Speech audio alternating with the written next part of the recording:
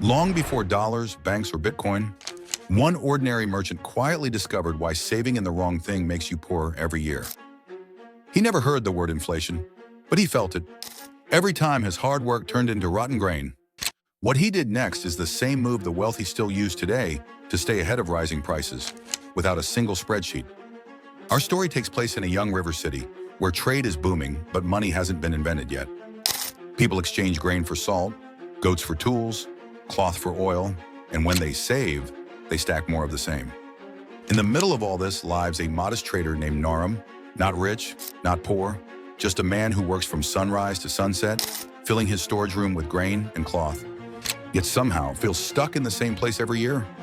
One year, the harvest is legendary. The fields outside the city glow with endless waves of grain. Naram fills his storage room to the ceiling. His neighbors do the same. The city has more food than it knows what to do with. But something strange happens. The more grain floods the market, the cheaper each sack becomes. Naram works harder than ever, yet each unit of grain buys him less oil, less cloth, fewer tools. At the same time, he notices something else. A small pile of rare shells and metal tokens that the nobles like to collect becomes more expensive. A mountain of grain buys fewer tools, but a handful of rare items buys more. Without knowing the word, Naram has just met inflation, when what you save in loses buying power over time. Naram begins to track his trades. Every time he sells a sack of grain, he notes how many days of labor, how many tools, how much oil it can buy. He does the same with those rare shells and metal tokens. Over seasons, a pattern emerges. Grain and salt swing wildly in value. They spoil. They flood the market. In good years, they're cheap. In bad years, they're gold. But the rare items, the land rent from a well, access rights to a storage building, those hold steady or slowly climb.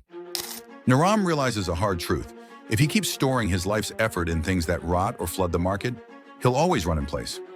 He doesn't need a new job. He needs a better store of value.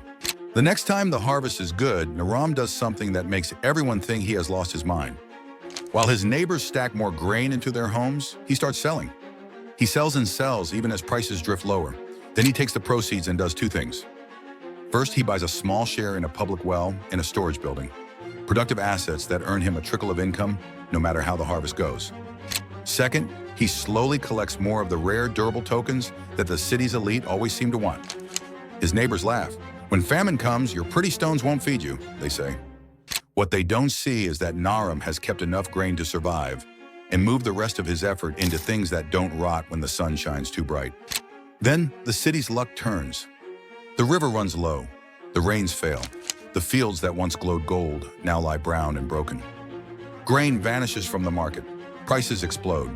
People who once laughed now clutch their stomachs. Naram's neighbors discover their mistake. The grain they hoarded was never as much as they thought. Some spoiled, some was eaten too quickly. Now they are forced to trade away tools, land rights, and even years of labor just to survive.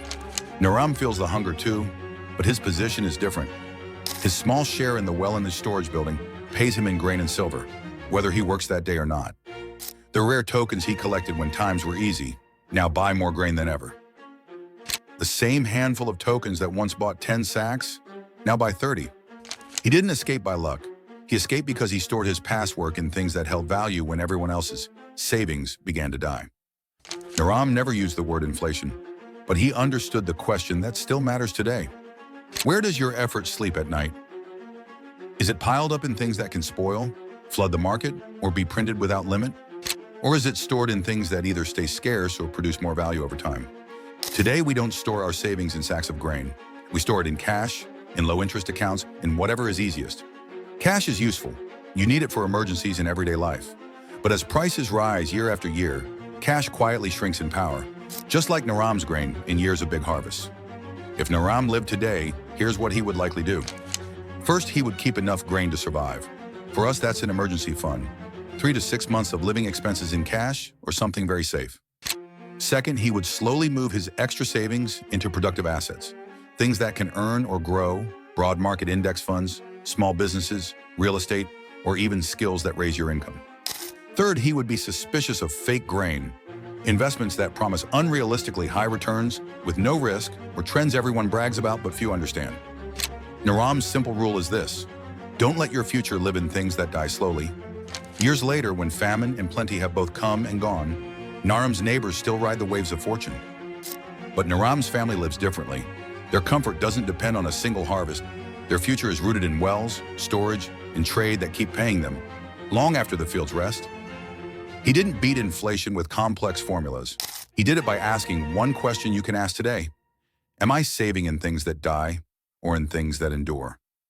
If this story made you see money differently, subscribe to Wealth Fable for more tales where myths and legends reveal real-world money lessons.